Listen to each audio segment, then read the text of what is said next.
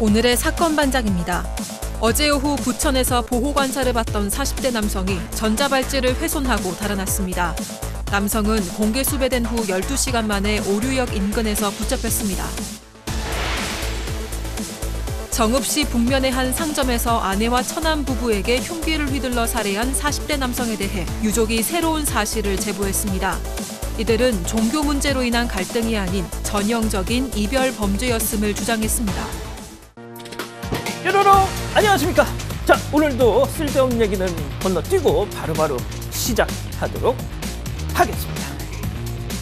진실 추적자 사건 반장 시작합니다. 잠시 후에 사건 반장이 끝날 시간쯤이 되면 이 달이 지구 그림자에 완전히 가려지는 이 개기월식 현상이 벌어집니다. 개기월식이 되면 이 달은 이렇게 붉은색을 띠게 된다죠.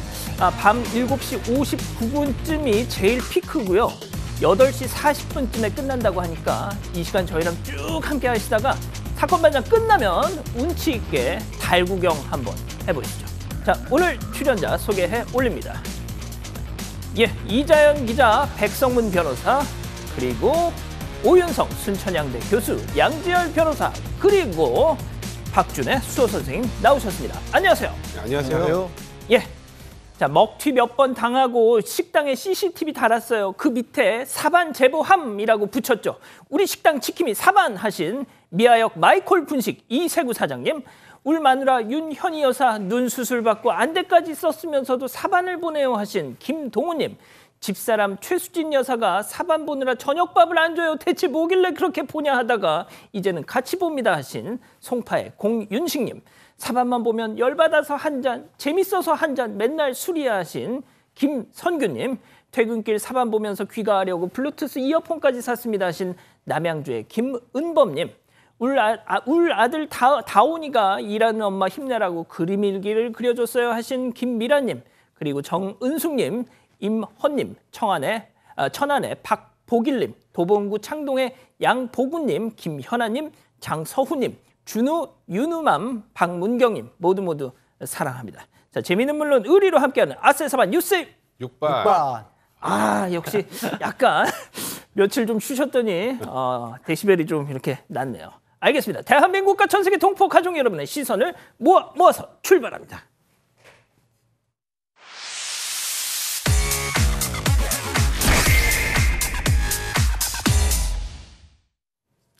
첫 번째 뉴스 가보죠. 손 떨던 모습이 선한데, 지난달 이 30일 이태원 참사 당일 새벽 이렇게 손을 벌벌 떨면서 현장 브리핑을 하던 용산 소방서장 기억하시죠? 자, 그런데 어제 경찰 특수본이 피의자로 입건했다는 소식입니다. 어떤 혐의인가요? 네, 업무상 과실치사 혐의입니다. 이 최성범 용산소방서장은요, 이태원 참사가 있었던 29일 밤부터 30일 새벽까지 이 현장에서 4차례 브리핑을 진행을 했습니다. 당시에 이 사상자 집계와 현장 수습 상황을 전달을 했는데, 이 취재진의 카메라에 손을 떠는 모습이 그대로 노출이 되면서 누리꾼들이 안타까움을 전하기도 했습니다. 그런데 이 경찰청 특수본이요, 이 최성범 용산소방서장을 포함해서 6명을 피의자로 전환했습니다. 이 최 서장이 현장 출동하는 과정에서 적절하지 못하게 대처한 부분이 있다라는 건데, 이 참사 당시에 용산소방서가 아니라 종로소방서 소속 구급차가 먼저 도착한 일이 있습니다.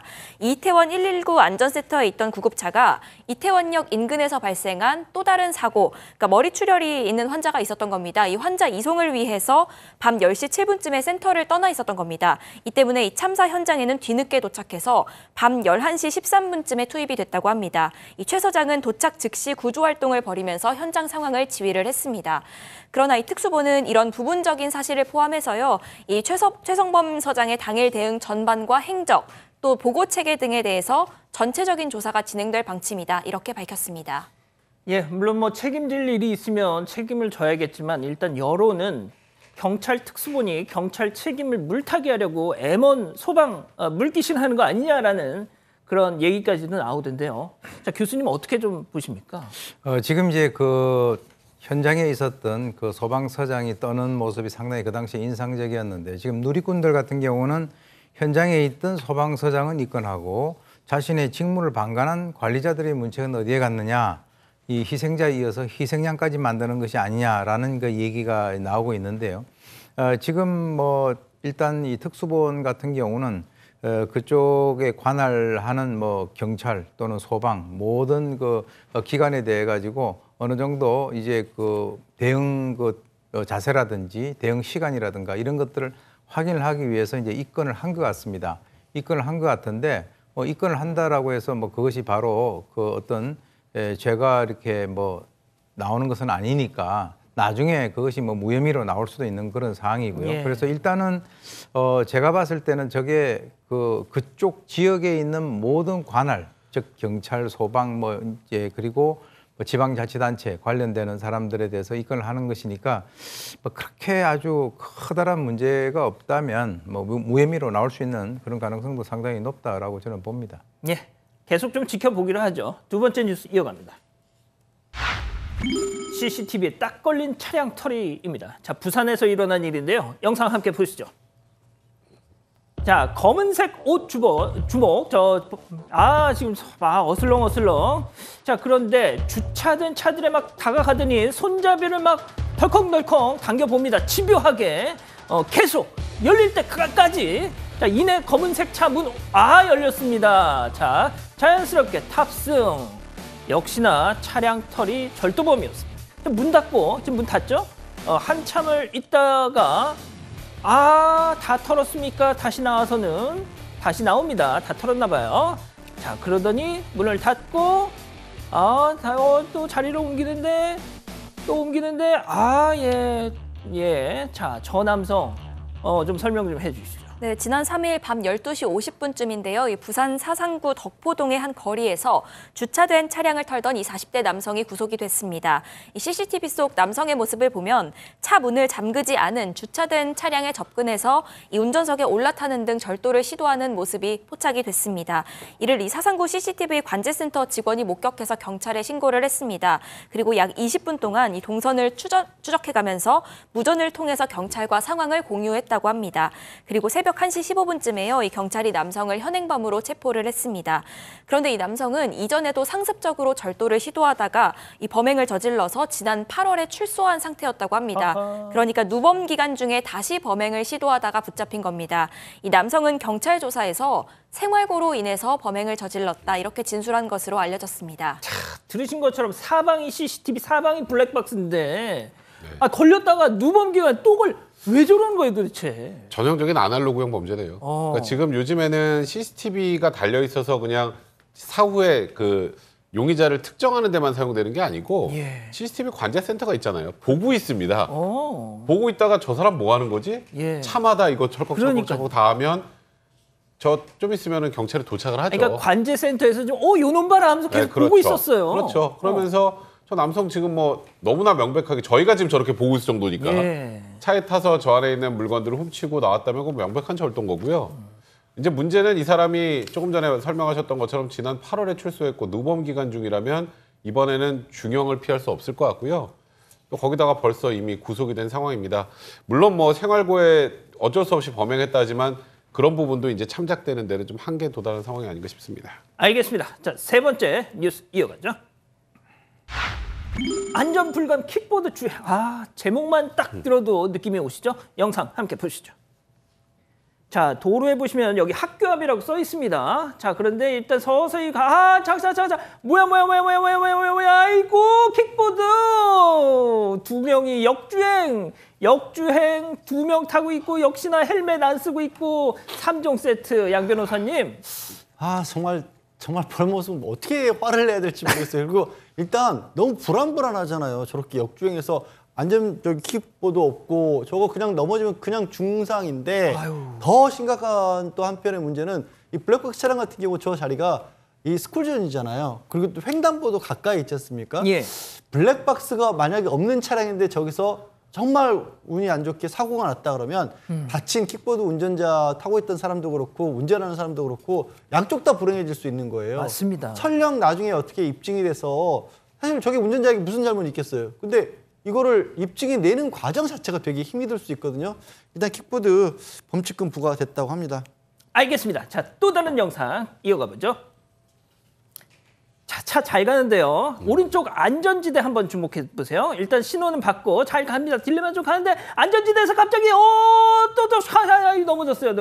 역시나 2명 타고 있었고 노 헬멧에 무단 횡단을 하려고 했습니다. 무단 횡단하려고 지금. 예? 3종 세트 백 변호사님. 그러니까 지금 불박 차량이 맨 오른쪽 차로를 지나는데 지금 약간 노란불로 바뀌고 나서 주행을 한 걸로 보이죠. 일단 저 차량도 저 신호 위반에 대한 책임을 질 수밖에 없을 것 같습니다. 노란불로 바뀐 게 좀 한참 전이라 그 전에 섰어야 되는데 쓰지 못한 거고요. 근데 문제는 저 이후에 신호 위반을 해서 사고가 났으니 이 차량에다 책임을 져야 되는가는 좀 별개 문제입니다. 그러니까 만약에 저게 신호 위반 때문에 발생한 사고라면은 책임을 져야죠. 근데 저기서 지금 튀어나오는 거랑 신호 위반이랑 무슨 상관이 있나요? 상관없죠. 그렇기 때문에 일단 저 사고 난 것에 대한 책임은 지지 않을 것으로 보이고 뭐 지금 이 불박 차량 역시 신호 위반을 한 건 사실이기 때문에 그에 대한 범칙금 정도만 부과되는 게 타당하지 않을까 이런 생각이 좀 듭니다. 알겠습니다. 자, 다음 뉴스 이어가보죠. 이거 감동적입니다. 아빠의 귀여운 손편지. 이 딸이 아빠한테 손편지를 써달라고 부탁을 했대요. 그런데 사진 보시죠. 자, 진짜 손편지. 보시는 대로 순도 100% 손편지입니다. 손바닥에 이렇게 글씨 한가득. 사랑하는 딸, 잘하라는 말보다 지금 이 순간을 즐기라고 말하고 싶어. 못해도 괜찮아. 떨려도 괜찮아. 즐기자. 이번엔 이 팔뚝에다가 그냥 뭐라고 한가득 이렇게 쓰였어요. 와, 정말 딸 사랑해. 딸 사랑해. 자, 양 변호사님. 너무 감동이다, 진짜. 저게 그러니까 뭐 딸바보라고 하지 않습니까? 저는 아빠들을 대표적인 상황이 아닐까 싶어요. 우리 양 변호사님도 또 따님 키우시고. 뭐 수시 면접을 딸이 앞두고 있기 때문에 응원하는 의미에서 그러니까 손으로 써서 자필로 써달라는 편지를 써달라고 부탁을 했더니 아빠가 저렇게 정말로 손의 편지를 썼다라면서 저건 이제 군인이 SNS에 올린 건데 저는 그래 아빠가 손편지가 무슨 뜻인지 몰라서 저랬던 것 같지 않아요. 맞아요. 저도 그래요. 저는 딸을 진짜 응원하고 싶은 마음에 저렇게 했고요. 맞아. 아마 아빠의 사랑하는 마음은요. 문신이라도 새기고 싶을 겁니다. 딸 사랑이라고. 그래서 지금도 SNS에 지금 리트윗이 한 19,000건 가량 됐답니다. 저렇게 올린 게. 맞습니다. 제 생각도 뭐 이 아빠가 손편지의 뜻을 몰라서 저러셨을 것 같진 않은데 자, 오 교수님도 따님 계시잖아요. 저 정도까지는 아니어도 비슷하게 한 적 있다 없다? 저는 늘 편지는 그 손으로 씁니다. 이 SNS보다는 손으로 쓰고요. 진짜? 진짜 그래요. 이메일 이런 거 안 쓰시고요? 이메일을 쓰긴 쓰는데 예를 들어서 이제 만났다 헤어진다든지 뭐 그럴 때는 제가 손편지를 써서 날짜를 써서 주는데 사실 저게 이제 손편지인데 지금 양이 좀 많아지니까 팔편지까지 이렇게 영역을 넓히는 그런 것 같은데요. 아마 저 딸 같은 경우는 이 수능 뭐 이런 거 또 시험 보고 하는 거 수시 면접 이런 것 등등을 보면서 굉장히 좋은 추억거리로 남아있을 것 같은데 아버지의 아이디어가 아주 톡톡 튀는 것 같습니다. 그렇습니다. 자, 마지막 사연 가보죠. 후배 축의금 배달 사고입니다. 자, 여러분들이 기다리는 사연 어떤 내용이죠? 네, 지난 6일 한 온라인 커뮤니티에 MZ세대 역시 다르긴 다르네요라는 제목의 글이 올라왔습니다. 내용을 살펴보니까요. 이 글쓴이가 직장 후배 결혼식이 있었는데 참석하지 못하게 돼서 또 다른 후배에게 내 축의금 좀 전달해주라고 하면서 10만 원을 송금을 한 겁니다. 그런데 며칠 뒤에 이 결혼한 후배한테 연락이 왔는데 선배 축의금 99,000원은 대체 무슨 의미냐라고 물어왔다는 겁니다. 알고 보니까 글쓴이가 축의금 부탁했던 다른 후배 있잖아요. 이 사실을 물어봤더니 이 ATM 수수료가 1,000원이 나왔다는 겁니다. 그래서 그 수수료를 빼고 99,000원만 축의금으로 냈다 이렇게 답을 했다는 건데요. 이에 글쓴이는 아니 ATM에서 뽑았으면 10,000원권이 뽑혔을 텐데 그러면은 99,000원만 9만 원만 챙기고 10,000원은 1,000원짜리로 바꿔서 1,000원을 빼고 냈다는 거냐라면서 차라리 송금을 해달라고 했으면 1,000원을 보내줬을 텐데라고 적었습니다. 예, 딱 감이 오시겠죠? 기다리고 기다렸던 퓨처 핸즈업 타임. 우리 가족 여러분들도 채팅창에 OX로 함께 참여해 보시죠. 자, 후배야, 네가 사람이냐? 9,000원 바꿔서 내는 게 더 귀찮았겠다. 나한테 1,000원 보내라고 하지, 동그라미. 야, 이거 뭐 이론의 여지가 없습니다, 그냥. 조금 더 어린 분이 있으면 모르겠는데, 조금 더 어린 분이 이재영 기자보다 더 어린 분이 있었으면 좀 바뀔 수 있었을 것 같아요. 저희 세대에서는 좀 쉽지 않네요. 그래서 세대를 대표해서 그럼 한 말씀. 이게 너무 정이 없잖아요.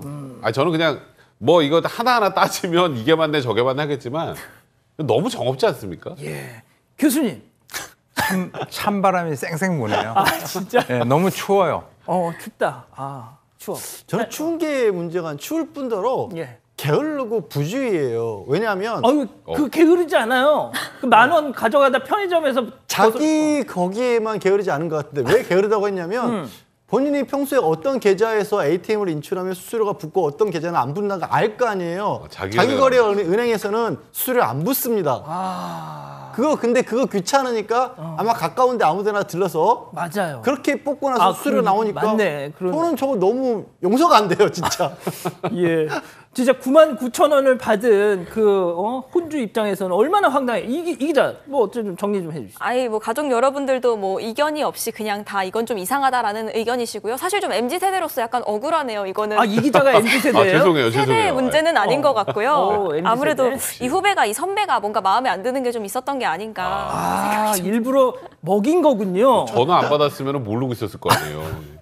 이거 홈쇼핑도 아니고 예. 갑자기 홈쇼핑 99,000원. 그러네요. 진짜 99,000원. 알겠습니다. 자, 노모와 함께 경기도 동두천에 사시는 박병섭 선생님 보고 계신가요? 오늘이 어머니 이금순 여사의 88 생신, 그러니까 미수라고요. 그 연세에도 시사에 관심이 많으셔서 꼭 모자가 함께 사건 반장을 보신다고 하셨습니다. 60 넘은 아들 졸라서 이게 뭐라고, 구독 인증이 뭐라고 저렇게 보시는 것처럼 사진까지 찍으셨다는 거죠. 어르신 정말 감사드리고요. 이금순 여사님 100세까지 만수무강 하십시오. 유산균 따라 살까? 따라 사도 되나? 따라 살까? 따라 사도 되나? 실컷 고민하셔도 좋습니다. 어차피 유산균은 셀티아이니까. 어차피 셀티아이가 답이었네. 통증 얼마나 빠르게 잡을 수 있을까? 복용 즉시 눕기 시작해 15분 안에 빠르게 작용합니다. 효과 빠른 진통제 타이레놀.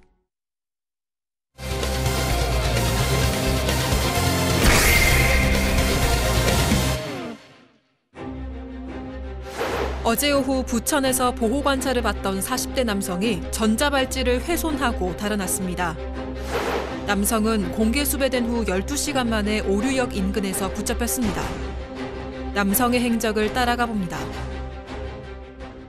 자, 오늘 저 사건 많이들 접하셨을 텐데 이 기자가 좀 정리를 해주시죠. 네, 인천에서 거주하고 있는 남성인데요. 어젯밤 11시 25분쯤에 경기 부천에 위치한 한 공영주차장에서 전지발찌를 끊고 달아났습니다. 이 법무부에 신고를 접수하고 경찰이 곧바로 현장에 나갔는데 이미 남성은 행적을 감춘 상태였다고 합니다. 현장에서는 훼손된 전자발찌가 발견이 됐습니다. 자, 그러자마자 공개 수배 결정이 내려졌죠. 일단 전자발찌 훼손 자체가 범죄입니다. 또 다른 범죄이기 때문에 일단 전자발찌를 채웠다라는 것 자체가 사회적으로 위험성이 크다는 거 아니겠어요? 그러니까 이걸 훼손하고 도주했다면 그 자체로 또 주변 시민들, 국민들의 위험을 야기할 수 있기 때문에 바로 공개 수배를 한 거고요. 이제 인근 CCTV 영상을 분석하면서 이 남성을 추적했습니다. 인천 거주지 남성, 키가 185에 몸무게 110kg, 체구가 굉장히 큰 편입니다. 소재불명 당시 옷차림은 검정색 점퍼와 검정색 모자, 연청 바지, 흰색 운동화를 착용했는데 당시 이제 경찰에서 여러 가지 파악한 이 사람의 특징은 검정색 뿔테 안경을 가끔 착용하고 하체에 비해서 상체가 좀 발달한 체형이었다까지 이 정보를 가지고 경찰이 이 남성을 쫓았습니다. 전자발찌는 어쩌다가 차게 됐다는 겁니까? 성폭행이 있었던 거예요. 성폭행으로 실형을 선고받고 2019년 5월에 출소했고 출소할 때부터 10년 동안 전자발찌 부착 명령을 받았던 겁니다. 예. 자, 그럼 여기서 오늘 첫 번째 사건 체크 포인트 짚어보죠. 예, 시민 제보입니다. 자, 결국 참 제가 이 오전까지만 해도 오전까지만 해도 저 수배 전단에 불러는 없었습니다.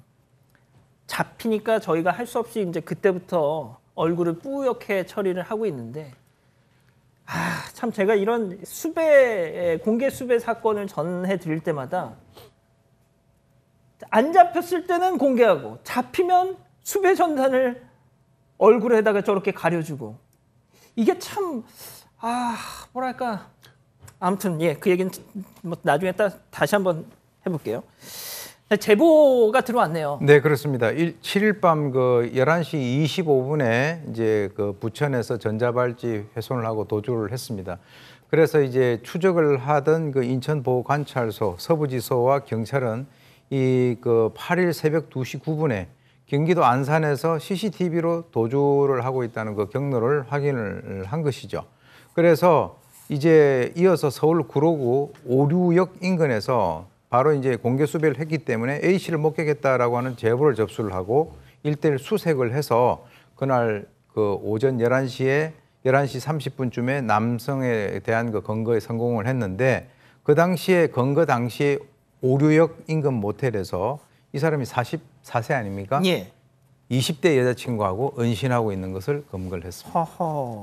일단 부천에서 전자발찌를 훼손을 하고 안산으로 이동을 한 게 확인이 됐다가 제보를 받고 서울 구로 쪽 모텔에서 여자친구가 있던 이자를 이제 검거를 한 건데 일단 12시간 만에 양 변호사님 잡혔네요. 큰일이 없어서 정말 다행입니다. 정말 다행이고요. 일단 그래도 혹시 이 도주했던 이유가 궁금하지 않습니까? 단순하게 궁금증의 차원이 아니라 다른 범죄 같은 것을 혹시 예비했거나 이런 준비를 했을 가능성도 그렇죠. 배제는 못하기 때문에 그걸 조사를 해야 하고요. 그리고 아까 백 변호사 잠깐 언급을 했지만 전자발찌 훼손 자체가 7년 이하의 징역에 처해질 수 있는 그 자체가 또 범죄입니다. 이거 수사해서 이제 검찰에 넘겨야죠. 기소해야 하니까.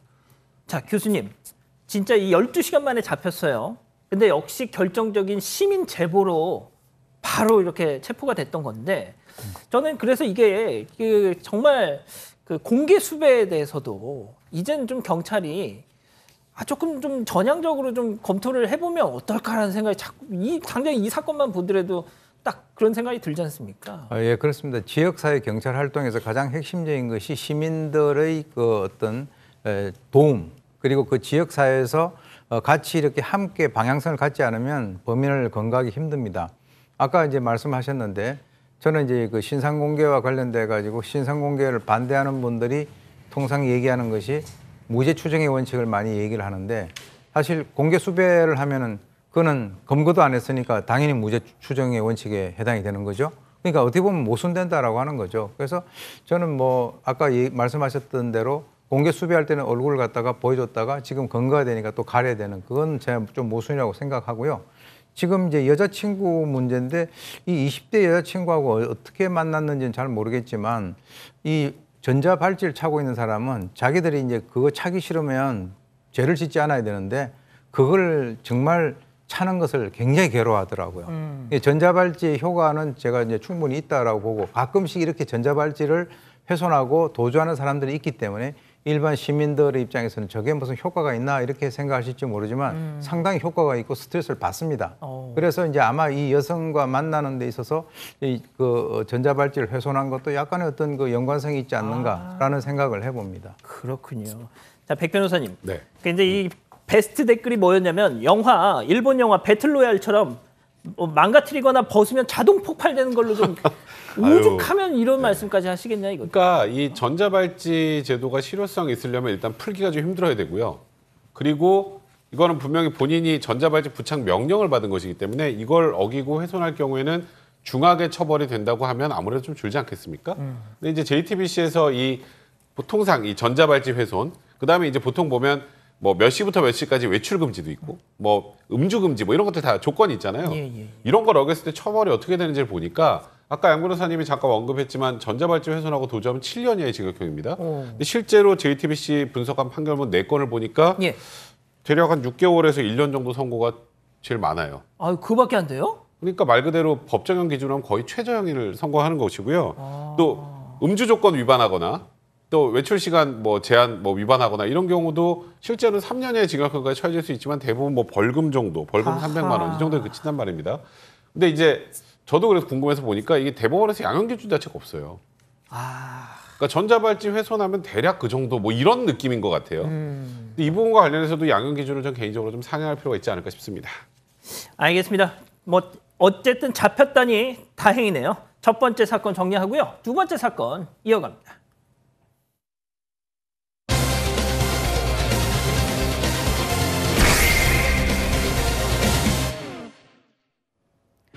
지난 6월 이혼한 전처를 만나기 위해 처남이 운영하는 공장을 찾은 40대 남성.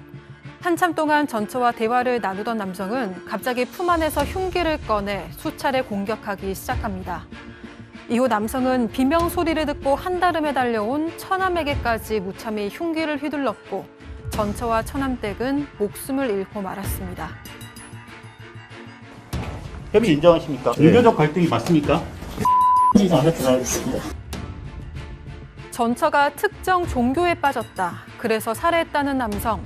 하지만 유족이 털어놓은 사건의 진실은 대중에게 알려진 사실과는 상당히 달랐습니다. 과연 그날의 진실은 무엇이었을까요? 자, 저희가 지난 6월 달에 발생 당시에 전해드렸던 사건이죠. 재판 과정을 거치면서 상당히 그동안 알려지지 않았던 내용들이 드러났습니다. 일단 사건 개요부터 짚어보고 가죠. 일단 지난 6월 16일 오후입니다. 이 정읍시 북면의 한 공장 컨테이너에서요.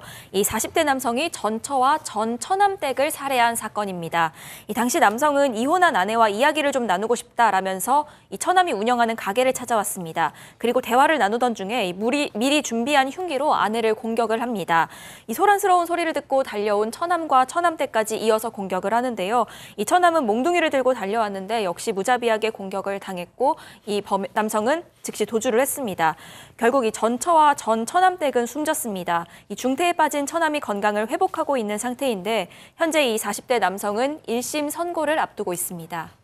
자, 당시 수사 과정에서 저자가 뭐라고 했냐면은 너 왜 그랬어? 그랬더니 아내가 특정 종교에 빠져서 집안 가족을 내팽개쳤다. 그래서 어떻게 보면 그것에 대한 응징 차원에서 저렇게 했다는 식으로 막 주장을 했단 말이죠.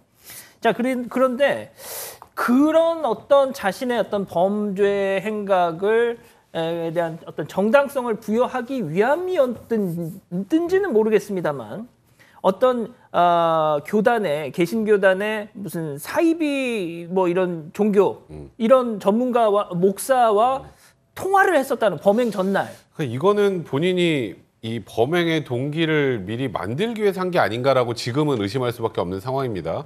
왜냐하면 이 남성이 이런 범행을 저지르고 수사기관에서 이렇게 얘기했거든요. 아내와 종교적 갈등으로 많이 다퉜다. 위장이혼을 했지만 최근까지 같이 살았다. 근데 종교 문제 때문인지 아이들을 보지 못하게 해서 내가 홧김에 아내를 살해한 것이다. 이렇게 얘기를 했어요. 예. 그러면 이게 어느 정도 또 동기상으로 형량을 낮추는 데 작용할 수도 있겠죠. 근데 문제는 이 사람이 이 범행을 저지르기 하루 전에 말씀하셨던 것처럼 일면식도 없는 개신교 목사에게 전화를 해서 아내가 며칠 전에 갑자기 가출을 했다. 아, 아는 사람이 아니라 일면식도 없었군요. 없는. 네, 그리고 남자가 문제 생긴 줄 알았는데 알고 보니까 특정 종교에 빠진 사실 알았다. 이런 토로를 했다고 하고요. 또 이런 얘기도 했다고 합니다. 결혼 전에 사귀던 여자도 뭐 특정한 종교에 빠져 있었고 헤어졌고 그래서 또 두 번째 다른 여자를 사귀었는데 그때도 또 다른 특정 종교에 빠져서 헤어지게 됐다. 그래서 사이비 집단에 대해서 매우 예민한 편이다. 종교 때문에 가정이 망가져 너무 힘들다. 이런 하소연을 했다는데 이게 나중에 본인이 범행 동기를 만들기 위해서 뭐 예를 들어서 우리가 뭐 보통 이거는 좀 얘기가 다르지만 알리바이를 위해서 뭔가를 한다 이런 얘기도 하지 않습니까? 예. 뭔가 그런 내용이라고 의심할 만한 그런 지금 상황이 발생을 한 겁니다. 자, 이 기자 짧게 부탁드릴게요. 그 해당 종교 측에서도 저 논란이 나오니까 입장을 냈죠. 네, 맞습니다. 이 피해자가 수년 전 우리 종교와 접촉한 건 사실이다. 하지만 그냥 온라인 예배를 보는 정도였다라고 얘기를 했습니다. 그러면서 우리 종교를 공격하려는 게 아니냐라고 주장을 하면서요. 이 남성 주장을 보도한 언론사 앞에서 신도 3,000명을 이끌고 시위를 벌이기도 했습니다. 자, 다시 한번 정리를 해드리면 이 가해자는 전처의 그 전처남댁 여성 2명을 살해했습니다. 그리고 전처남은 중태에 빠뜨렸습니다. 이번 사건 체크포인트 짚어보죠. 성적 학대입니다. 자, 현재 유족 측은 말이죠. 이 숨진 여성, 그러니까 전처, 이분이 결혼 이후부터 아주 오랜 시간 동안 지속적으로 성적 학대를 당했다라고 주장하고 있습니다. 관련해서 유가족들의 얘기 직접 들어보시죠. 자기가 채팅을 해서 여자인 척해서 남자를 꼬셔서 누나를 보내는 거예요. 누나는 이제 막 협박하고 막 그렇게 무섭게 하니까 뭐 죽이네 뭐네. 저희가 상상할 수 없는 그런 행동으로 얘가 몰아가는 것 같아요.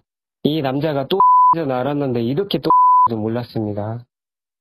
변호사님, 이거 어떤 내용인지 다시 한번 좀 정리해 주세요. 지금 저 남성, 그러니까 가해자가 재판을 받고 있는 남성이 성도착이 있었는데 아내로 하여금 다른 남자와 성관계를 갖도록 강요를 했다라는 겁니다. 그렇게 해서 그거를 자기한테 얘기를 해달라는 식의 어떤 정말 제정신이 아닌 그런 어떤 상황이었고 또 수시로 폭력도 휘둘렀다라는 것이고요. 그 와중에 또 의처증까지 같이 겹쳐 있었다라는 거예요. 그 아내로서는 뭐 어떻게 할 수가 없는 상황이었고 여러 번 이혼 시도를 했었고 그리고 이 얘기는 저 가족들, 유가족들만 주장하는 게 아니라 지인 역시도 다른 남성과의 성관계를 강요했다라는 얘기를 오래전부터 들었다라고 또 증언을 했습니다. 그렇게 해서 결국 그나마 가까스로 그 집을 빠져나왔는데 하도 이 처남을 통해서 얘기라도 마지막으로 해보고 싶다라고 해서 그냥 만남 자리를, 이야기 자리를 주선해 줬는데 그 결과가 이런 비참함으로 이어지고 만 겁니다. 영상 다시 한 번만, 이 영상 말고 아까 그 창고 안에서 그 영상 다시 한 번만 좀 보여주실래요? 자, 이 영상이 저 그자가 자기 처남댁을 공격하는 장면입니다. 저는 그러니까 결국 살해 장면이에요. 근데 제 유족이 보내주셔가지고 제가 저걸 어쩔 수 없이 그냥 봤습니다. 예. 와, 그러니까 처음에 야, 너 왜 흉기 들고 갔어? 너 이거 준비한 범행 아니야? 했더니 또 그 종교 핑계를 대는 거예요. 그 종교 단체 사람들이 자기를 기다리고 있을까 봐 혹시 몰라서 가지고 갔다. 근데 저 보세요. 그 사람들 보입니까 거기? 자기들만, 가족들만 있잖아요. 예? 그러니까 처음부터 끝까지 다 말도 안 되는 거짓말이고요. 제가 보기에는. 교수님. 교수님이 좀 저 심리를 분석해 주시죠. 지금 이제 저 사람이 사실 저 처음에 그 발생됐을 때 그때 저도 이제 같이 있었지 않습니까? 근데 그때는 몰랐었는데 지금 얘기 들어보니까 우리가 이제 다른 사람들의 뭐 성행위를 갖다가 훔쳐서 보는 그걸 갖다가 이제 그 성도착증 중에서 절시음욕증이라 그러는데 저거는 이제 간접적 절시음욕증의 하나입니다. 가장 대표적인 게 이제 배우자 교환하는 거 스와핑이 있고요. 그리고 이제 변형된 형태로 자신의 아내와 다른 사람과 어떤 성교를 관찰하면서 성적 쾌락을 추구하는 것을 믹소스코피아라고 하는 그런 어떤 증상이 있습니다. 그런데 사실은 그런 그 어떤 변태적인 행동 때문에 저 여성이 도저히 견디지 못했을 가능성이 있는데 그것 때문에 자기가 불만이 있어서 자기 아내를 저런 식으로 살해했다라고 얘기하면은 이게 자기도 뭐 인간이니까 어떻게 보면은 뭐 이유가 안 되잖아요. 예. 그러니까 이제 그것을 좀 이렇게 표면적으로 내세우기 위해서 지금 종교를 계속 들고 나오는 것이 아니냐. 그리고 특히 이제 종교에 빠져가지고 자기 아이들까지도 보지 못하게 해서 자기는 홧김에 그런 식으로 이제 범행을 했다라고 하는데 제가 볼 때는 이유에 불과한 것 같습니다. 예. 자, 그럼 여기서 드는 의문점 하나. 그렇게 오랜 폭행을 당했고 성적 학대를 당했는데 왜 진작에 이혼 안 하고 도망가지 않고 왜 그걸 다 감내하고 살았느냐라고 의문을 가지실 수 있겠죠. 자, 유족은 말이죠.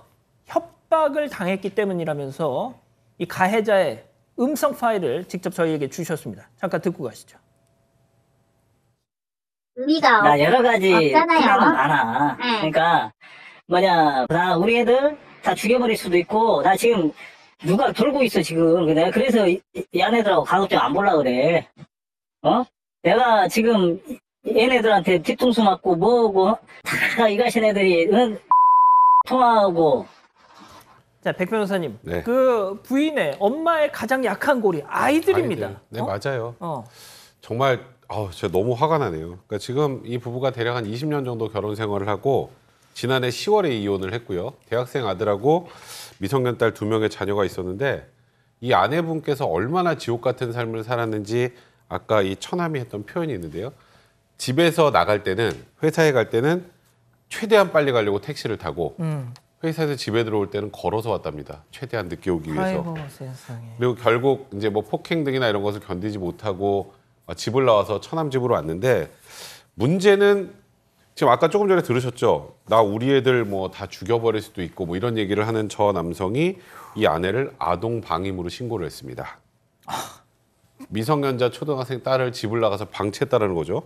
근데 이 아내분은 이제 집을 나가서도 아이들 걱정밖에 되지 않았던 것 같아요. 그래서 아이들하고 수시로 연락하고 배달도 시켜주고 늘 아이들 걱정하면서 어떻게든 빨리 데려와야겠다라고 노력을 계속 했었다는데 아까 이 아이를 방임으로 신고했다는 이 아이들 방임했다고 이 아내를 신고했다는 이 남성 정작 딸의 생일날 엄마를 무자비하게 살해한 겁니다. 자, 이 딸 아이는 나중에 이제 평생을 살면서 자신의 생일날이 엄마의 기일이 되는 겁니다. 예? 이거 어떻게 하면 좋겠습니까? 예? 자, 양 변호사님. 일단 검찰은 이자에게 1심에서 이제 무기징역을 구형을 했어요. 조만간 이제 선고를 앞두고 있다는데 뭐 항상 뭐 같은 레파토리죠. 기억이 안 난다. 일단 무기징역까지 선고될 가능성이 충분히 있다라고 저도 보입니다. 두 사람의 목숨을 더군다나 이유 같지 않은 이유로 빼앗았고요. 재판 과정에서도 계속해서 거짓말로 일관했어요. 아까도 이제 뭐 지금 아내에게 협박한 목소리도 들으셨지만 지인에게도 전화를 걸어서 내가 이 아내를 해치겠다, 흉기를 준비해냈다 이런 얘기를 다 했고요. 예. 그거를 또 녹음까지 됐던 겁니다. 지인이 녹음을 한 거예요. 그런데 그 녹음한 목소리를 자기 목소리를 들으면서도 난 기억 안 난다라는 식으로 일관을 했고 그리고 이 평소에 어떤 폭력 상황 같은 것들이 많이 있었다는 것을 증언하기 위해서 뭐 아내하고 자주 몸싸움 같은 것들이 있었냐라고 물어봐도 그 여느 부부처럼 사이가 나쁘지 않았다라는 식으로 대답을 했다라는 거죠. 하지만 유족들은 그렇게 얘기를 해요. 직접 눈으로 본 것만 해도 셀 수가 없다. 일주일에 적어도 한 번씩은 싸움이 그치지 않았다.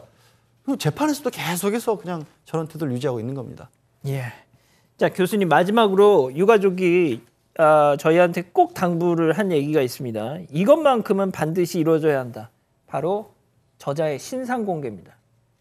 자, 그 신상 공개가 꼭 이루어져야 된다고 저희한테 부탁을 했던 그리고 실제 청원도 하셨어요, 이분들이. 그 이유가 있다면서요? 예, 그렇습니다. 이 가해 남성이 평소에 뭐라고 그러냐면 자기가 보도방이라든가 유흥업소 같은 데서 일을 하면서 어떤 일들을 많이 했다는 거죠. 범죄 행각을. 그래서 감방 갈 일도 많았는데 아버지가 손을 써서 자기는 안 갔다. 그래서 이 사람이 어떤 여죄가 분명히 있을 텐데 그렇다면 이 사람의 얼굴을 갖다가 공개를 해야 되지 않느냐라고 하는 것이 유가족 입장입니다. 그리고 이 가해자가 자기의 범죄 행각을 고백한 그 녹취 내용을 보게 되면 자기가 쓰레기 같은 행동도 많이 했고 자기 형도 칼로 찌르려고 했고 또 사체를 제대로 갚지 못하는 그 여성들 같은 경우는 어떤 그 유흥업소 같은 데 강제로 태워서 보내기도 하고 그런 잡단, 자기 입으로 얘기를 해요. 잡단, 양, 땡땡 같은 짓거리를 많이 했다. 그런데 우리 아버지 때문에 교도소를 갔다 안 간 것뿐이다. 이렇게 얘기를 했는데요. 만약에 저 말이 사실이라고 한다면 이 아버지가 자식을 위해서 참으로 잘못한 것이 맞네요. 이렇게 정리하고요. 계속해서 사건연구소 이어갑니다.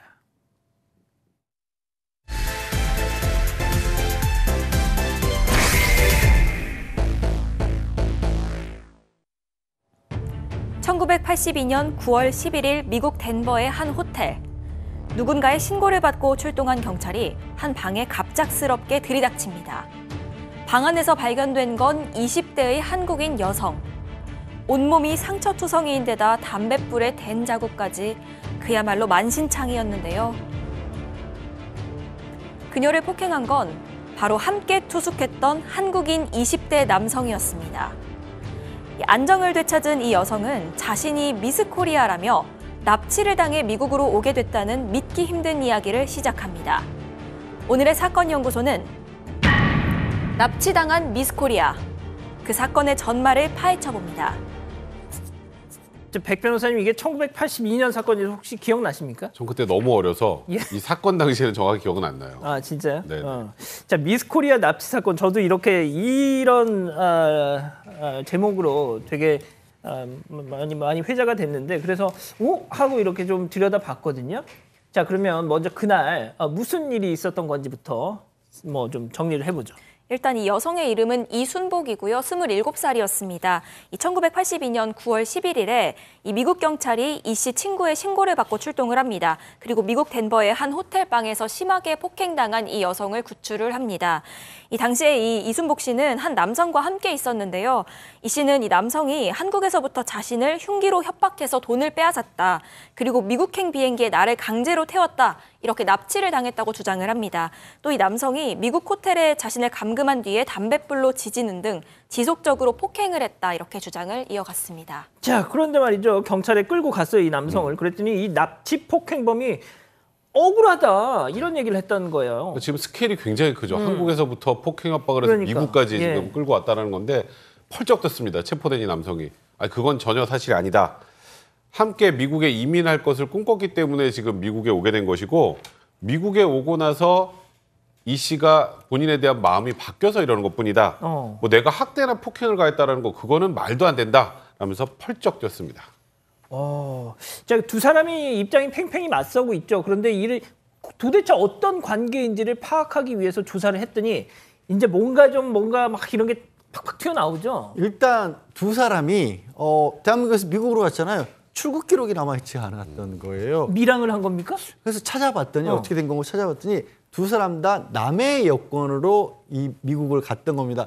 이 남자 이름은 한승이었는데 분실한 여권을 사서 자기 사진을 그 여권에 붙여서 그 이름으로 미국으로 갔고요. 이 여성 같은 경우에도 이순복인데 다른 여성 여권을 빌려서 거기다가 자기 사진을 붙인 다음에 공항에서 이 가짜 여권을 제시하고 출국을 했던 겁니다. 이 1989년 그 해외여행 자유화 조치 이전까지만 해도 교수님 여권을 갖는다는 게 되게 참 쉽지 않았잖아요. 일반 사람들이. 그럼요. 그리고 그러다 보니까 이렇게 위조까지 하지 않았나 싶은데 이게 좀 뭔가 좀 수상한 점이 또 더 많은 것 같아요. 예, 그래서 이제 사실 40년 전이니까 그 여권 위조 같은 것이 좀 용이하고 뭐 자기 사진 같은 것을 갖다가 이렇게 뜯어서 거기다 이렇게 또 다시 이렇게 붙이게 되면 뭐 요즘처럼 뭐 지금은 거의 불가능하죠. 근데 이 당시에 이 여성이 미국 경찰한테 자기 진짜 미스 서울 맞다 이렇게 얘기를 하면서 미인대 출전 그 당시 모습이 찍힌 신문 기사를 제출을 했습니다. 거기에서 이제 미스 코리아 본선 인기상을 받았다 그러면서 자신의 신분을 주장을 했는데요. 그런데 그 당시 이제 미스 코리아 대회를 주관해온 그 한국일보사에서는 이순복이라고 하는 여성이 미스 서울에 뽑힌 일은 없다라고 이렇게 회답해 왔습니다. 뭐 어떻게 되는 거예요 이게? 그렇게 다 아니야 이거예요. 네, 일단 이 여성의 이름은 이순복이 맞습니다. 그리고 미스코리아에 당선된 것도 맞았습니다. 다만 그 당선 당시의 신원이 좀 달랐던 건데요. 당시에 이순복은 그 사건이 일어나기 몇 달 전인 82년 5월 2일에 미스코리아 경연대회 서울 예선에서 나이를 22살로 속입니다. 그리고 이유정이라는 가명을 사용해서 나가서 이 미스 서울에 당선이 됩니다. 이후에 이 미스코리아 본선이 열렸는데 여기서 인기상까지 받습니다. 일단 미스 코리아 서울은 맞군요. 그러니까 정리를 하면 미스 코리아가 납치를 당해서 미국에 가서 폭행을 당했다. 그런데 그 과정에서 위조 여권이 사용됐다. 일단 이 정도인데 말이죠. 납치가 맞았던 건가요? 이게 좀 이상하죠. 여권도 둘 다 위조하고 그리고 같이 미국에 와 있고 이게 좀 뭐가 이상한데 이게 납치가 과연 막 납치가 가능한 건가? 경찰이 일단 이 위조 여권의 원주인들과 함께 이 사람들의 이제 관계를 이제 찾아나가기 시작합니다. 그리고 경찰이 굉장히 이제 파격적인 지금 저 기사입니다. 납치가 아니라 애정행각이었다. 한국에서부터 결혼을 전제로 교제했다는 점을 발표하면서 이 사건이 완전히 이제 반전의 계기를 마련하게 되는데요. 처음 만난 게 81년 12월. 어떻게 만났을까요? 모르죠. 그때 당시에는 택시 합승이라는 게 있었습니다. 지금은 뭐 아니지만 우연히 택시 합승을 했다가 서로 외모에 완전히 반한 겁니다. 그래서 이 지금 한승희가 이순복한테 나 미국 명문대 다니는데 결혼 상대로 해서 한국에 잠깐 귀국했어요. 그러면서 본인을 제일교포 사업가라고 말했고 재미교포. 네, 재미교포. 재미교포입니다. 미국에 뭐 집하고 가스 스테이션을 가지고 있다 이런 말을 했고요. 그리고 결국 둘은 곧이어 연인 사이로 발전하게 된 겁니다. 진짜 저도 이제 기억을 되살려 보니까 옛날에는 요즘에는 뭐 그냥 찾아보면 다 나오는 건 예전에는 진짜 교포 그리고 뭐 하면 명문대 하면 솔직히 그냥 귀가 쫑긋하긴 했죠, 옛날에는. 예? 그래서 이제 바로 이 여성이 그 한승희 말대로 서로 뭐 사랑이라고 하는 것을 느껴서 동거까지 하게 됩니다. 그런데 이제 동거를 하고 난 이후에 이제 이 한승희가 우리 빨리 결혼하자라고 얘기를 해서 이제 결국 이 여성의 부모하고 이렇게 만나봤는데 아무래도 이제 부모의 입장에서는 자기 딸과 사귀는 남성이니까 이게 보는 그 눈이 좀 약간 경험칙적인 측면에서는 좀 이상하다라고 생각을 했겠죠. 예. 그래서 이 한승희가 미국에 있는 명문대 나왔고 뭐 집도 있고 가스 스테이션도 있다라고 하는데 그 한승희에 대해서 한번 뒷조사를 해봐라라고 이제 했는데 그때 당시도 이제 그 흥신소의 역할이 컸죠. 그래서 그 과정에서 상당히 충격적인 그런 사실이 드러납니다. 자, 양 변호사님, 가스 스테이션 우리말로 주유소 있었습니까? 그럴 리가 없죠. 이 한승희라는 자가 이제 이순복이 외모도 뭐 미스코리아 당선됐을 정도로 빼어났고 명문대 출신이니까 그 이순복에게 자기를 맞춘답시고 거짓말을 했던 겁니다. 아하. 미국에 이제 재미교포 사업가라고 얘기를 했고 사실 미국에 드나든 적은 많이 있었답니다. 그것도 위조 요건으로. 그래서 미국 사정에 대해서 좀 알아서 거짓말을 하는 데는 좀 도움이 됐을 겁니다. 그런데 이 한승희라는 인물이 좀 대단했던 것이 나쁜 쪽으로 이미 고등학교 때 이 여학생과의 사이에서 두 자녀를 뒀던 상황이었고요. 그것도 생활이 너무 방탕하다 서 이혼을 또 당했습니다. 이미 그때. 그리고 이 부모에게 또 그런 어떤 생활을 하다 보니까 부모님이 혼을 냈을 거 아니에요. 예. 그 아버지를 폭행하는 바람에 존속상해 범죄 그리고 또 다른 범죄 강도상해 이런 밀항 이런 걸로 전과 6범의 이 인물이었습니다. 차, 그 딸 잘 키워가지고 미스코리아까지 시켜놨는데 저런 거 데려오니까 부모님들이 얼마나 그 여자 부모님들 입장에서는 황당했겠어요. 네, 맞습니다. 이 사실을 알고 이 이순복의 부모는 이순복을 다시 집으로 데려갑니다. 그러자 이 한승희는 본격적으로 이 이순복과 미국 밀입국을 할 방법을 모색하기 시작하는데요. 이미 이 사람은 위조 여권을 가지고 있었습니다. 그래서 미국에 넘어가서 여러 차례 이순복에게 편지를 보냅니다. 곧 미국에서 초청장이 갈 거다. 빠르게 함께 미국으로 올 수 있는 방법을 강구해 보겠다. 뭐 이런 내용이었습니다. 이미 밀입국에 사용할 그 이순복이 사용할 여권은 확보를 해둔 상태였는데요. 이 씨 가족들의 감시가 소홀한 틈을 타서 이 씨를 집에서 빼낸 뒤에 서울의 호텔들을 전전하다가 9월 초에 위조 여권을 이용해서 함께 미국행 비행기에 몸을 싣습니다. 아니, 그러니까 이 정도까지만 들으면 얼마나 좋아했으면 둘이서 부모 반대에도 위조 여권까지 써가지고 도미를 했을까. 여기 그냥 영화처럼 봐줄 수도 있는 상황인데. 이제 문제는 그 미국으로 갈 그 당시만 해도 이순복 씨가 지금 이 남성이 한승희가 그런 사람인 줄 몰랐어요. 그러니까. 계속 재력가에 가스 스테이션인 줄 알았어요. 주유소 사장. 네, 그래서 미국에 갔잖아요. 갔는데 딱 보니까 나를 완전히 속였다는 사실을 알게 된 거죠. 굉장히 충격적인 말을 듣습니다. 한승희가 이렇게 얘기를 해요. 원래 재미교포 사업가라 그랬잖아요. 예. 자, 우리 여권 태워버리고 자벽이라도 하자. 먹고 뭐요? 살아야지. 잡노동, 자벽. 막노동이라도 하자 이렇게 얘기를 한 거예요. 그러면서 다툼이 시작이 됐고 주유소 사장이 아니라 주유소에서 기름을 넣자 이런 얘기를 하는 거의 거군요. 그 수준이 된 거죠. 근데 이제 이순복 씨가 또 한국에 또 60세 남자친구가 있었나 봐요. 아니 이것도 무슨 소리야 또. 그 남자친구 전 남자친구한테 전화를 합니다. 지금 이런 상황이다. 그러니까 한승희가 갑자기 폭력적으로 돌변을 한 거고 이제 돌이킬 수 없는 상황이 진행이 된 거고요. 우리 아까 사건 시작할 때 바로 이제 그 장소로 갑니다. 호텔 밖으로 나가지 못하도록 이 한승희가 감금을 했고요. 결국 9월 11일 지인한테 이순복 씨가 전화를 하면서 구출을 요청하면서 이렇게 된 겁니다. 예.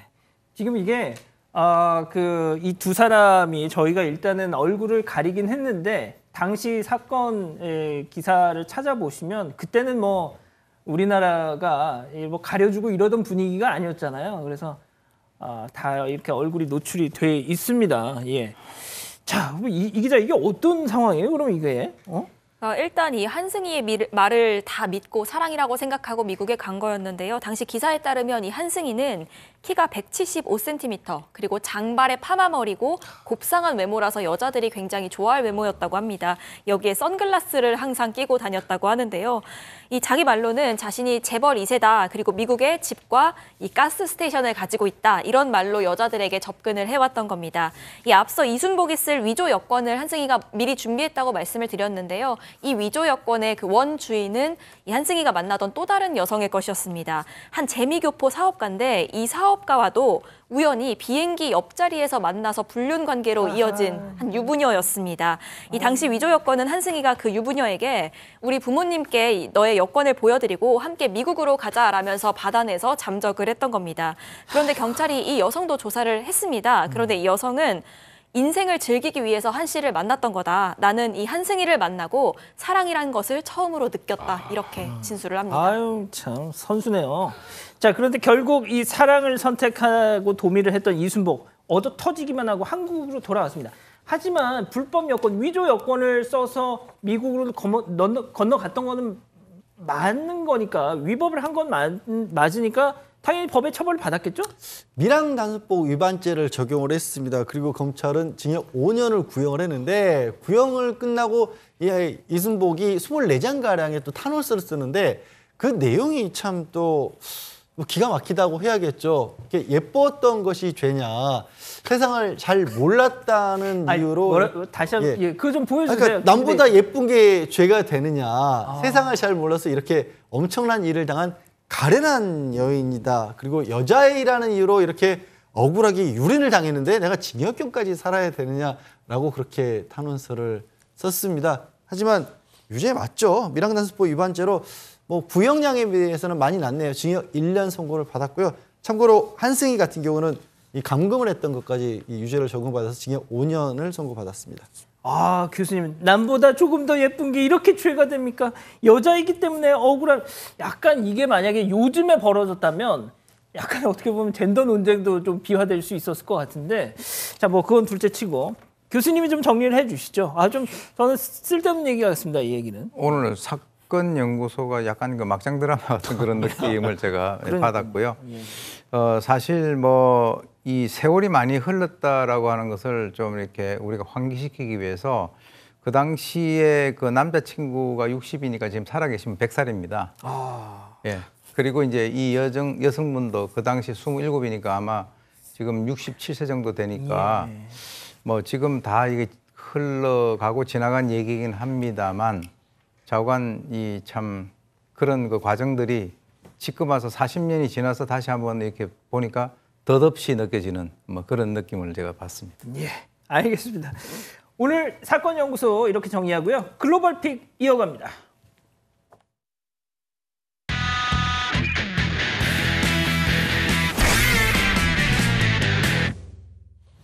자, 오늘 첫 번째 픽 주인공 동물 캐나다로 가보시죠. 네, 귀여운 셰퍼드 한 마리가 골대 앞에 서 있습니다. 견주가 아이스하키 채로 퍽을 날리자 셰퍼드가 순식간에 퍽을 입으로 물어서 골문을 지켜냅니다. 이번엔 크기가 다양한 장난감을 준비해봤는데요. 견주가 장난감을 차례대로 골문으로 날려보내지만 이 셰퍼드는 눈길조차 주지 않습니다. 그런데 견주가 퍽을 날리자 그제서야 몸을 움직여 퍽을 막아냅니다. 이 영상 속 주인공은 2살짜리 독일 셰퍼드인 매기입니다. 골문을 향해 날아오는 퍽을 척척 막아내서 이미 SNS 스타로 화제가 되고 있습니다. 그냥 다른 거 던질 때는 가만히 신경도 안 쓰다가 퍽만 날리면 몸이 반응하는군요. 네, 맞습니다. 그래서 누리꾼들도 이 매기가 프로 아이스하키 팀에 선발돼야 하는 거 아니냐, 이런 농담을 하고 있는데요. 견주가 이미 매기에게 입으로 스틱을 물고 슈팅하는 방법까지 훈련시키고 있다고 하니까 기대해봐도 좋을 것 같습니다. 예, 두 번째 픽 아르헨티나로 가보시죠. 네, 고양이 한 마리가 서랍 위에 앉아 있습니다. 서랍에 난 구멍에 앞발을 집어넣고 열심히 잡아당기는데요. 아무래도 이 서랍을 열어보려는 것 같습니다. 한참 동안 씨름하던 고양이, 마침내 서랍을 열고는 그 안을 뒤지기 시작합니다. 이 영상을 촬영한 집사는 최근 자신의 SNS에 충격적인 이야기를 올렸습니다. 무슨 얘기? 바로 자신의 반려묘가 이웃집 돈을 자꾸 훔친다는 얘긴데요. 자초지종을 설명하자면 이웃 주민이 어느 날 모아둔 돈이 없어진 것 같다고 집사에게 털어놨다고 합니다. 그런데 얼마 뒤에 이 고무줄로 묶인 돈 뭉치를 물고 다니는 자신의 반려묘를 집사가 발견한 겁니다. 그러니까 이웃집에서 현금을 훔치고 도주한 모습을 집사가 목격하고 만 건데요. 이 집사는 반려묘인 아르투로가 이웃집 돈을 훔친 게 한두 번이 아니라면서 현금은 집안 곳곳에 잔뜩 흩뜨려 놓고 고무줄만 쏙 빼서 갖고 논다고 말했습니다. 완전 도둑고양이네. 이웃집에 당연히 돈을 돌려줘야겠죠. 집사는 이 아르투로가 지금까지 훔친 돈을 이웃집에 모두 돌려줬다고 하고요. 이웃 주민도 고양이의 장난에서 비롯된 이 절도 사건을 눈 감아주기로 했다고 합니다. 알겠습니다. 자, 다음은 남아공으로 가보시죠. 네, 저 멀리 코끼리 떼가 이동하고 있습니다. 이 모습을 촬영한 건 국립공원을 찾은 사파리 관광객입니다. 당시 관광객들은 나무 아래서 휴식을 취하려고 했다는데요. 코끼리 가족 무리가 이들을 향해서 이렇게 천천히 다가오고 있는 거 보이시죠? 좀 가까이 오는 것 같은데. 근데 다행히 관광객들을 그냥 지나치려는 것 같습니다. 근데 저 코끼리들 사람 냄새를 맡고 상황을 살펴보려고 이곳까지 내려온 것으로 지금 보이는데요. 가이드들이 총을 흔들며 경고를 보내니까 방향을 바꿔서 가던 길로 되돌아갑니다. 문제는 그런데 그때 코끼리 무리 중에 한 마리가 관광객들과 가이드가 있는 곳으로 돌진해 옵니다. 어떻게? 네, 코끼리가 거침없이 달려오니까 가이드들이 고함을 지르고 보시는 것처럼 사격자세를 취합니다. 혹시라도 코끼리가 사람을 공격하면 곧바로 총을 쏘려는 모양인데요. 자, 근데 이 모습을 본 코끼리, 가이드 바로 앞에서 그렇게 방향을 바꿔서 돌아갑니다. 와, 진짜 바로 앞이에요, 바로. 네, 이 가이드 마이어 씨가요. 와, 이거 진짜 위기일발의 순간이었다고 하면서 코끼리가 정말 30cm만 더 다가왔다면 우리는 총을 쏴야만 했을 것이다라고 말했습니다. 자, 그러면서 고함을 치고 똑바로 서서 달아나지 않을 것이라는 의지를 보인 것이 코끼리를 오다가 물러서게 만들었다. 이런 설명을 했는데요. 이전에도 코끼리가 여러 번 돌진해 온 적이 있었는데 이번 이 상황이 가장 위험천만했다고 합니다. 진짜 위기일발. 자, 다음은 최근 온라인에서 화제가 되는 영상 함께 보시죠. 네, 스페인의 한 대학에서 생명공학을 공부하고 있는 청년 데이비드 아길라입니다. 아길라를 자세히 보면 아시겠지만 오른팔이 없고요. 의수를 착용하고 있습니다. 그런데요, 저 의수 아길라가 직접 레고로 만든 겁니다. 그 조립 그 장난감 레고. 맞아요. 5살 때 처음 레고를 접한 그는요. 9살 때 팔을 넣을 수 있는 상자 모양의 의수를 만들었는데요. 처음엔 재미로 시작했는데 17살에 생명공학을 공부하면서 끊임없이 레고 의수를 개발을 했고요. 마침내 손가락, 모터, 압력 센서가 있는 정교한 레고 의수를 만드는 데 성공을 했습니다. 자, 아길라의 이야기 직접 한번 들어보시죠. When I was younger, I used to get bullied at school because I was a different guy. I was born with a genetic disease called Poland syndrome, which is basically this. I'm missing my right forearm. And then I played a lot with Lego bricks. That was my main escape route. 정말 대단하죠. 네, 아길라는 세계 최초의 레고 의수를 만든 사람이라는 기네스 세계 기록을 보유하고 있습니다. 최근 유튜브 채널을 통해 레고로 의수 만드는 법을 공개한 것은 물론이고요. 지난달에는 본인의 인생 이야기를 담은 책까지 냈습니다. 이제는 어려움에 처한 어린이들에게 희망을 주고 싶다는 아길라. 가장 보람 있었던 순간은 단지증을 앓고 있는 8살 소년에게 2만 원짜리 의수를 만들어준 거라고 하는데요. 앞으로 좀 더 저렴한 의수를 만드는 것이 목표라고 합니다. 알겠습니다. 자, 그리고요, 정말 오랜만에 합니다. 메가박땡 영화 관람권 보내드리는 우리 가족 여러분들 사연 소개 시간. 자, 사반가족 대구에 사시는 코기 엄마 강인혜님이 보내주신 영상인데요. 함께 보시죠. 자, 저 탁구공을 집어 넣습니다. 자, 잠시 후에 뿅 하고 뒤통수를 가격했죠. 이건 뭐야 하면서 가만히 계속 있어요. 그런데 공을 또 넣습니다. 뿅 하고 또 맞았죠. 그래도 꼭 가만히 있습니다. 네, 저 탁구공을 집어넣는 녀석 한 땀이 속절없이 맞고 있는 저 녀석은 맞박이. 예. 알겠습니다. 자, 사랑하는 사건반장 가족 여러분, 지금 사건반장 끝나면 창밖에 한번 보십시오. 개기월식 붉은 달을 이 맨눈으로 보실 수 있습니다. 자, 저희는 내일도 별이 6개 반, 4반, 6반, 6시 반에 다시 옵니다. 자나깨나 코로나 조심. 안녕히 계십시오.